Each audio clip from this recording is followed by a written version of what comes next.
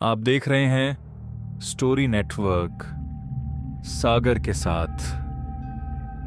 तो चलिए बढ़ते हैं आज की रूह कंपा देने वाली खौफनाक कहानी की ओर।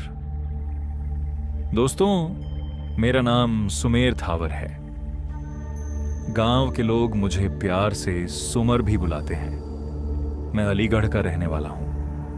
वैसे तो आपने अलीगढ़ का नाम सुना ही होगा, लेकिन आपकी जानकारी के लिए बता दूं कि हमारे इस इलाके का इतिहास बड़ा ही रहस्यमयी और डरावना है। पहले तो लोग यहां घटने वाली अजीबो-गरीब घटनाओं को सिर्फ एक काल्पनिक किस्सा या वहम माना करते थे, लेकिन जब लोगों के साथ वास्तव में वैसी खौफनाक हरकतें होने लगीं, तब जाकर हर किसी की रूह कांप गई। लोगों को यकीन हो गया कि असल जिंदगी में भी कोई ऐसी काली ताकत हो सकती है जो इंसानी समझ से परे है। तो आइए जानते हैं कि आखिर किस तरह लोगों के भ्रम का पर्दा उठा और वास्तविकता का ऐसा खौफनाक चेहरा सामने आया जिसने पूरे गांव को उजाड़ कर रख दिया। मैंने बचपन से ही अपने दादाजी से भूत प्रेत और अदृश्य शक्तियों की बहुत सी कहानियां सुनी थी। उन पर यकीन करना इतना आसान नहीं था, खासकर तब जब आप साइंस कॉलेज में पढ़ रहे हो। वैज्ञानिक सोच के दायरे में रहने वाले हम जैसे लड़कों को लगता था कि ये सब बस मन का वहम है। लेकिन कभी कभी बुजुर्गों की चेतावनी को नजरअंदाज करना कितना भारी पड़ सकता है, इसका अंदाजा हमें नहीं था। जैसे जैसे समय बीत रहा था, लोगों के दिमाग से यह डर बिल्कुल निकल चुका था कि भूत जैसी कोई चीज भी होती है। और फिर आई वह कयामत की रात जिसने पूरे गांव को तबाही और खौफ के दलदल में धकेल दिया। वह एक काली घनेरी अमावस्या की रात थी। उस रात के सन्नाटे में एक अजीब सी कड़वाहट और भारीपन था। ऐसा लग रहा था मानो वह अंधेरा अपनी खौफनाक दास्तां खुद बयां कर रहा हो। दहशत में गुजरता हुआ हर एक पल उस अदृश्य ताकत को और भी बल दे रहा था। कहते हैं ना, इंसान जितना ज्यादा डरता है, इन बुरी शक्तियों की ताकत उतनी ही गुना बढ़ जाती है। उस रात मैं अपने गांव के कुछ लड़कों के साथ एक चौपाल पर बैठा हुआ था। मेरे आसपास लगभग 3-4 दोस्त थे। अगले दिन से हमारी कॉलेज की परीक्षाएं शुरू होने वाली थीं, इसलिए हम सब मिलकर एग्जाम के नोट्स को लेकर चर्चा कर रहे थे। चारों तरफ सन्नाटा पसरा हुआ था, सिर्फ हमारी फुसफुसाहट गूंज रही थी। इतने में ही मेरे एक दोस्त की नजर दूर बने गांव के सरकारी स्कूल पर पड़ी। उसने अचानक कांपती आवाज में कहा, भाई, उस सरकारी स्कूल के अंदर कुछ चमक रहा है, कोई है वहां। उसकी बात सुनते ही जब मैंने स्कूल की तरफ देखा तो पहले तो मुझे सिर्फ गहरा अंधेरा दिखाई दिया, लेकिन गौर से देखने पर लगा कि वहां कोई लड़का और लड़की खड़े हैं। इतनी कटी हुई रात में सुनसान स्कूल के परिसर में किसी का होना बेहद अजीब था। हमें लगा कि शायद कोई असामाजिक तत्व वहां छिपकर बैठा है। हम चारों ने सुरक्षा के लिए हाथ में एक एक मजबूत लकड़ी उठाई और स्कूल की तरफ बढ़ चले। स्कूल का मुख्य लोहे का दरवाजा बाहर से भारी जंजीरों और ताले से बंद था, इसलिए हम सबने पीछे की सूनी दीवार के ऊपर से छलांग लगाई और अंदर दाखिल हो गए। लेकिन जैसे ही हमारे कदम स्कूल के आंगन में पड़े, वहां का नजारा देखकर हमारे होश उड़ गए। वहां कोई नहीं था। जो आकृतियां हमें बाहर से दिखाई दे रही थीं, वे गायब हो चुकी थीं। चारों तरफ सिर्फ धूल और सड़ी हुई पत्तियों की बदबू थी। मैंने चिढ़कर अपने दोस्त से कहा, अरे भाई, तेरा दिमाग खराब है क्या?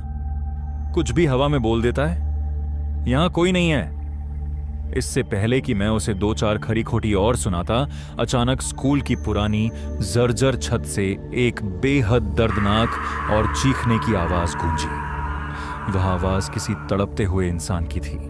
हम सभी के कदम वहीं जम गए। घने अंधेरे के सिवाय वहां कुछ नजर नहीं आया। मैंने अपने दोस्तों से कहा, चलो जल्दी ऊपर चलते हैं, कोई सच में बहुत बड़ी मुसीबत में है। मेरी बात सुनते ही मेरे 2 दोस्तों के चेहरे खौफ से सफेद पड़ गए। उन्होंने डरते हुए कहा, भाई, ये जगह ठीक नहीं लग रही, हम तो यहां से भाग रहे हैं। वे दोनों दोस्त तुरंत दीवार फांदकर भाग गए। अब हम सिर्फ 3 जने बचे थे, मैं, सनी और विद्युत। दिल तो हमारा भी बुरी तरह धड़क रहा था, लेकिन इंसानियत के नाते हम पीछे नहीं हटे और कांपते कदमों से उन पुरानी संकरी सीढ़ियों से होते हुए छत की तरफ बढ़ने लगे। जब हम सरकारी स्कूल की छत पर पहुंचे तो वहां का सन्नाटा और भी भयानक था। हवा बर्फीली हो चुकी थी, वहां दूर दूर तक कोई इंसान नहीं था। अब हमें एहसास हो चुका था कि मामला सिर्फ इंसानी नहीं है, कुछ तो बहुत बड़ी गड़बड़ है। जो आवाज अभी कुछ सेकंड पहले इतनी जोर से गूंजी थी, वह अचानक पूरी तरह गायब कैसे हो सकती थी। इसी बीच सनी ने हिम्मत जुटाई और छत पर खड़े होकर जोर जोर से चिल्लाना शुरू किया, कौन है यहां? कोई है तो सामने आओ। लेकिन उसकी तमाम कोशिशें नाकाम रहीं। हमारी आवाजों का जवाब सिर्फ वहां गूंजती हुई हमारी ही प्रतिध्वनि दे रही थी। आखिरकार परेशान होकर मैंने कहा, भाई यहां कोई नहीं है, हमें तुरंत यहां से निकलना चाहिए। हम वापस नीचे जाने के लिए मुड़े। हम जैसे ही छत के मुख्य दरवाजे के पास पहुंचे, तभी एक ऐसी भयानक, गगनभेदी और रूह कपा देने वाली चीख गूंजी जिसने हमारे कदमों को वहीं के वहीं फ्रीज कर दिया। वह आवाज इतनी दर्दनाक और इतनी करीब थी कि ऐसा लगा मानो कोई हमारे बिल्कुल कान के पास चिल्लाया हो। उस आवाज को सुनकर हमारा दिल दहल उठा और शरीर पसीने से नहा गया। मैंने कहा, भाग यहां से, जल्दी। लेकिन तभी सनी ने मेरा हाथ पकड़ लिया और कांपते हुए बोला, देखो भाई, एक आखिरी बार कोशिश करते हैं, हो सकता है नीचे के कमरों में कोई मिल जाए। रात अब अपने सबसे खूंखार पहर में प्रवेश कर चुकी थी। इस अद्भुत और खौफनाक रहस्य ने हमारी नींद और चैन दोनों छीन लिए थे। अब कमरों में छानबीन करने के लिए हमने तय किया कि हम अलग अलग दिशाओं में जाएंगे। मैंने सनी से कहा, सनी, तुम ऊपर वाले हिस्से को दोबारा देखो, और विद्युत से कहा, तुम नीचे के गलियारे के कमरों को चेक करो। मैं खुद स्कूल के पिछले हिस्से और रसोई की तरफ बढ़ गया। कुछ मिनटों की नाकाम कोशिश के बाद हम तीनों वापस बीच के आंगन में इकट्ठा हुए। घने अंधेरे की वजह से मैं अपने दोनों दोस्तों के चेहरे साफ साफ नहीं देख पा रहा था। मैंने उनसे पूछा, भाई कोई सुराग मिला क्या? लेकिन उन दोनों की तरफ से कोई जवाब नहीं आया। वे बस सिर झुकाए खड़े रहे। मैंने कहा, चलो मेरे पीछे आओ, एक बार रसोई के ठीक पीछे जो पुराना कमरा है वहां देखते हैं। जैसे ही हम रसोई की तरफ बढ़े, अचानक मुझे कुछ अजीब महसूस हुआ। मेरे पीछे चल रहे मेरे दोनों दोस्तों के चलने की आवाज बहुत ही अजीब थी। जब मैंने मुड़कर देखा तो मेरी रीढ़ की हड्डी में एक ठंडी लहर दौड़ गई। वे दोनों किसी इंसानी ढंग से नहीं, बल्कि किसी रोबोट या कठपुतली की तरह अजीब तरीके से पैर पटकते हुए चल रहे थे। उनकी गर्दनें टेढ़ी थीं और आंखें पूरी तरह से सफेद हो चुकी थीं। मैंने घबराकर पीछे हटते हुए कहा, अरे सनी, विद्युत, पागल हो गए हो क्या? ये कैसी हरकतें कर रहे हो? इससे पहले कि मैं कुछ और समझ पाता, अचानक सनी की शक्ल वाले उस खौफनाक साये ने एक अमानवीय ताकत के साथ झपट्टा मारा और मेरा गला दबोच लिया। उसकी उंगलियां लोहे की छड़ों की तरह मेरे गले में धंस गईं। मैं उसके सामने बेबस हो गया। वह लगातार मेरा गला दबाता जा रहा था। मेरी आंखें फटने लगीं, सांसें रुक गईं और आंखों के आगे अंधेरा छाने लगा। मुझे लगा कि आज मेरी जिंदगी का आखिरी दिन है। तभी अचानक अंधेरे में से एक और साया तेजी से लपका और उसने उस बहरूपीय सनी पर एक जोरदार वार किया। उस धक्के से मैं दूर जाकर गिरा और हांफने लगा।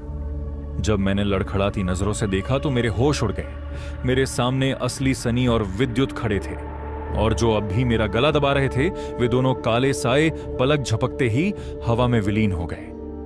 असली सनी ने हांफते हुए मेरा हाथ पकड़ा और कहा, सुमेर, यह जगह सुरक्षित नहीं है। वे हमारे बहरूपीय शैतान थे। हमें यहां से तुरंत भागना होगा। क्या सुमेर और उसके दोस्त उस शापित स्कूल से जिंदा बच पाएंगे, या वो अदृश्य ताकत उनका भी शिकार कर लेगी?